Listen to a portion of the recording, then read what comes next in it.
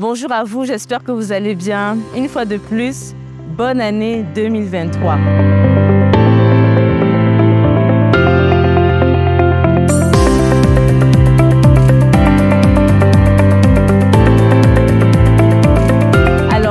Rétrospective rapide 2020-2023, on est à près de 60 000 abonnés sur Facebook, une centaine sur YouTube, près de 1000 abonnés sur Instagram. On est passé du public au privé à 100% pour vous assurer une prise en charge sur mesure, et ça c'est grâce à vous. Notre plus grande fierté, c'est que au bout de tout cela, on a une centaine de cœurs restaurés, que ce soit des cœurs adultes, que ce soit des cœurs d'enfants, et ça s'est fait avec votre soutien pendant les campagnes médicales que nous avons organisées. Nous avons aussi accompagné des médecins, que ce soit en partenariat avec l'industrie pharmaceutique ou encore sur notre propre initiative avec des formations telles que la formation ECG qui a eu le plus de succès. Et nous en serons toujours reconnaissants à vous, partenaires, amis, abonnés, super fans et j'en passe. Mais ce qui m'a le plus marqué aussi, c'est que certains d'entre vous m'ont servi de modèle, d'exemple qui m'ont inspiré sur ma vie, sur le plan professionnel et aussi sur le plan personnel. Et je vais vous rapporter ici 3 principes que j'ai retenus de cela. Premier principe,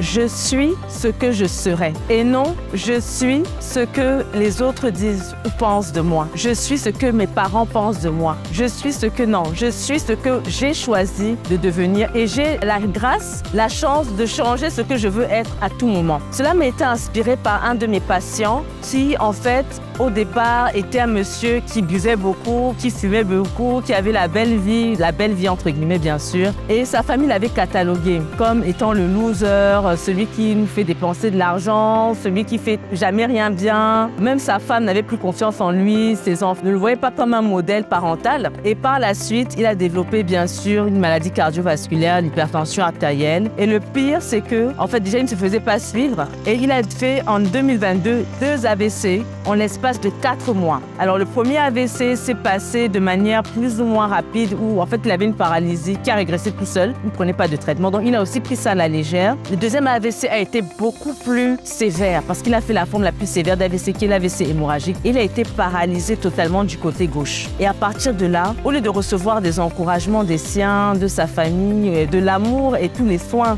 dont il avait besoin, on l'a encore catalogué d'incompétent, d'inconsistant, etc. Et c'était normalement la décharge et la vraie dépression pour lui. Mais il a choisi autre chose. Il s'est dit, je ne serai pas un boulet pour qui que ce soit. Je ne vais pas dépendre des gens pour prendre mes toilettes, pour prendre mes repas, pour me déplacer, pour faire ce que j'ai envie de faire. Et du jour au lendemain, il a arrêté de fumer, il a arrêté de boire. Et chaque jour, il essayait de se mobiliser. Donc, en dehors des séances de kinésithérapie, il était toujours en train d'essayer de bouger. Et aujourd'hui, à l'heure où je vous parle, on est à près de 6 mois après le deuxième AVC. Il a retrouvé carrément près de 80% de sa mobilité, ce qui est véritablement un exploit. Donc, pour vous montrer que en fait, tout se passe dans notre tête. Si on décide, on peut véritablement l'accomplir.